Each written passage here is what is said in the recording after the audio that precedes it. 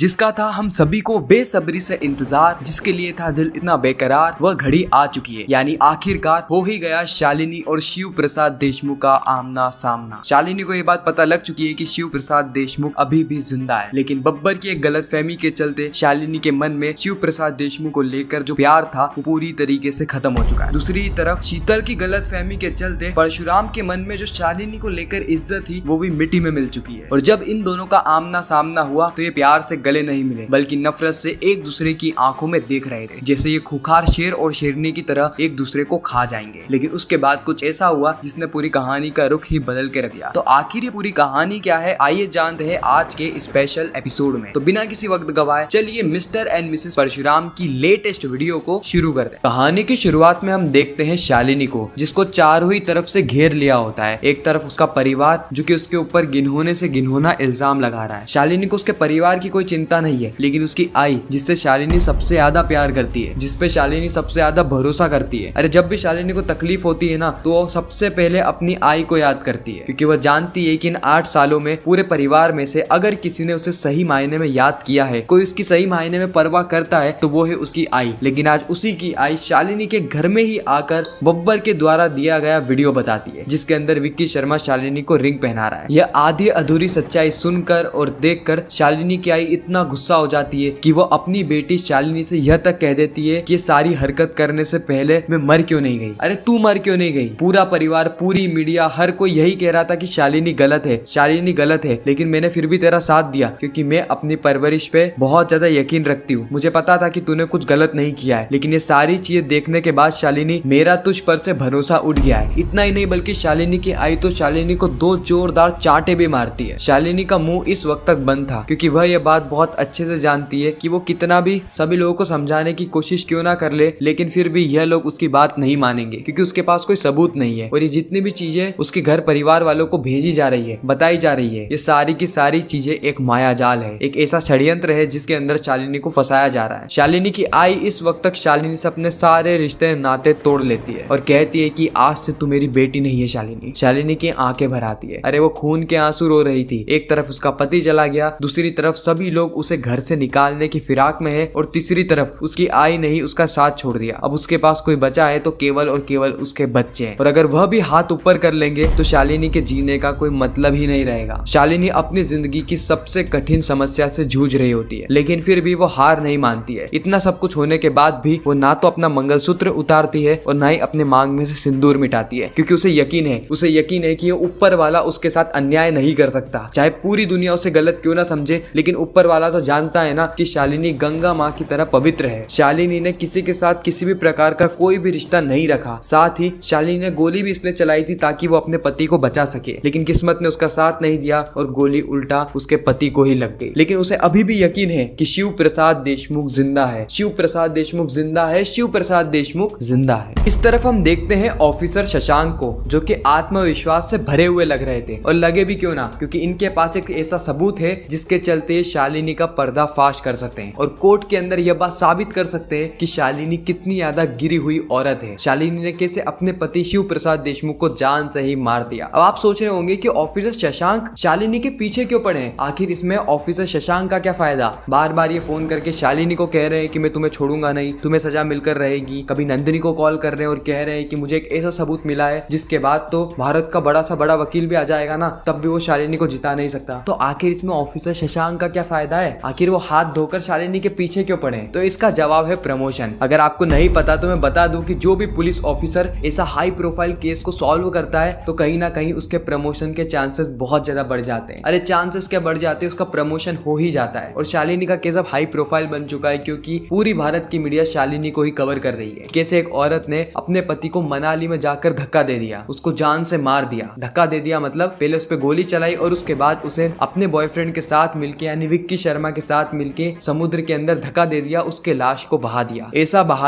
बहाया कि अभी तक उसकी लाश तक नहीं मिली है। इसीलिए ऑफिसर शशांक हाथ धोकर पीछे पड़े। लेकिन ऑफिसर शशांक के हाथ में सबसे बड़ा सबूत है, यानी वो मुजरिम जो कि शिव प्रसाद देशमुख से उस वक्त लड़ रहा था, वह मुजरिम कोर्ट में जा ही नहीं पाएगा, क्योंकि जब पूरा पुलिस का काफिला उसे घेरे हुए निकलता है उसी वक्त 2 अज्ञात लोग आते हैं जो कि उन पे हमला कर देते हैं। और ये अज्ञात लोग और कोई नहीं बल्कि शिव प्रसाद देशमुख यानी परशुराम और उसका दोस्त बलराम बलराम है, ये दोनों यहाँ पर आकर इस काफिले को रोक देते हैं। या तो यह दोनों आते हैं या फिर इन दोनों के जो जूनियर्स है जैसे माया और माया के साथ वाला वह दोनों आएंगे। इन चारों में से कोई 2 जने आएंगे और इस अपराधी को यहाँ से फरार कर देंगे। और ये सारी चीजें करी जा रही है ताकि शालिनी को बचाया जा सके। यानी शिव प्रसाद देशमुख के अंदर अभी भी शालिनी को लेकर प्यार जिंदा है। भले उसने अपनी आंखों से देख लिया कि शालिनी और विक्की शर्मा की एंगेजमेंट हो चुकी है, दोनों ने एक दूसरे को रिंग पहना दी है और अब बहुत ही जल्द इनकी शादी होने वाली है। लेकिन इसके बाद भी शिव प्रसाद देशमुख शालिनी की जान बचाने के लिए इस अपराधी को पकड़ लेता है। और इस अपराधी को पकड़ने का एक और बड़ा फायदा है। बड़ा फायदा यह है कि यह अपराधी सच सच बता सकता है। अगर इसको अच्छे से टॉर्चर किया जाए, अगर इसके हाथ पांव तोड़ दिए जाए ना, तो ये सच बता देगा कि क्या इसे सही में शालिनी ने भेजा था या फिर किसी और ने। खैर जो कुछ भी हो, लेकिन इन सारी चीज का फायदा उठाएगी नंदिनी, एडवोकेट नंदिनी दीक्षित, और कोर्ट के अंदर शालिनी को बेल ग्रांट करवा देगी। शालिनी बेल पर बाहर आ जाएगी और इसके बाद से ही मेन कहानी दिखना शुरू होगी। जी हाँ, मेन कहानी तो यहाँ से शुरू होगी जब बब्बर शालिनी को एक वीडियो भेजेगा। और यह वीडियो शालिनी और विक्की शर्मा की बिल्कुल भी नहीं है, बल्कि यह वीडियो तो है शिव प्रसाद देशमुख और शीतल की, जहाँ पे शीतल जबरदस्ती शिव प्रसाद देशमुख को अपनी डायमंड की रिंग पहना रही है। खैर ये तो हमको पता है कि शीतल जबरदस्ती शिव प्रसाद देशमुख को रिंग पहना रही है, लेकिन उस वीडियो के अंदर साफ तौर पे देखने को मिल रहा है कि शिव प्रसाद देशमुख के हाथ में रिंग पहनाई जा रही है और शिव प्रसाद देशमुख कोई एक्शन ही नहीं ले रहा। इसका मतलब साफ है कि शिव प्रसाद देशमुख जिंदा है, साथ ही वो शीतल के साथ अपनी नई जिंदगी की शुरुआत कर रहा है। शालिनी को शीतल की वो बात याद आने लगती है जो कि शीतल ने आज से 2 दिन पहले शालिनी को कॉल करके कही थी। शीतल ने शालिनी को कॉल किया था और शालिनी को कहा था कि शालिनी, मैं शीतल बोल रही हूँ और मैं तुम्हें बता दूं कि मेरी जल्द शादी होने वाली है। उस वक्त तक शालिनी को कोई फर्क नहीं पड़ता कि शीतल की शादी हो रही है नहीं हो रही है, लेकिन उसे इस बात से फर्क पड़ रहा था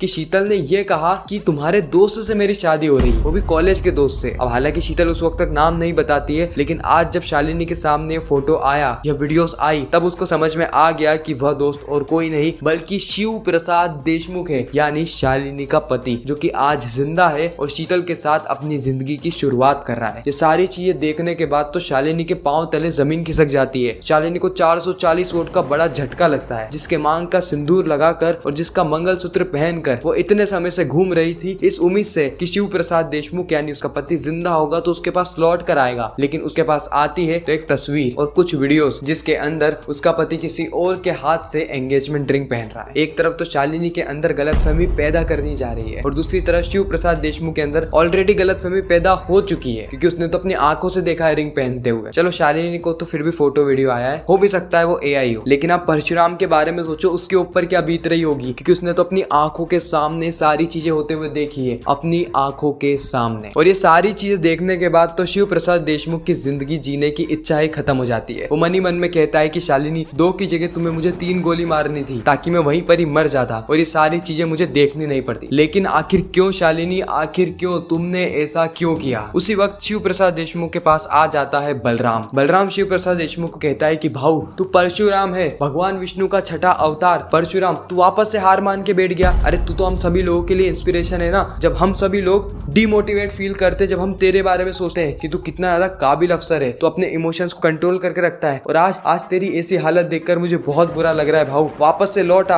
अपने पुराने अवतार में, वापस से बन जा परशुराम, जिसके नाम से पूरा अंडरवर्ल्ड कांपता है। इस वक्त तक शिव प्रसाद देशमुख कहीं ना कहीं मोटिवेट हो गया होता है और वो कहता है कि मैं इस बात की जड़ तक जाऊंगा। और शिव प्रसाद देशमुख और बलराम मिलके एक प्लान बनाते हैं, बब्बर को पकड़ने का प्लान। लेकिन क्या ये बब्बर को पकड़ पाएंगे? क्योंकि अगर इन्होंने बब्बर को पकड़ लिया तो इनके सामने सारा सच आ जाएगा, लेकिन अगर ये नहीं पकड़ पाए तो 15 जुलाई को तो होने वाली है विक्की शर्मा और शालिनी की शादी। इस तरफ शीतल और शिव प्रसाद देशमुख की शादी। शिव प्रसाद देशमुख भी वचन में बंद है। खैर आपको क्या लगता है आगे क्या होगा, कमेंट सेक्शन में जरूर बताना। बाकी मैं मिलता हूँ किसी नेक्स्ट इंटरेस्टिंग वीडियो में, जब तक के लिए गुड बाय।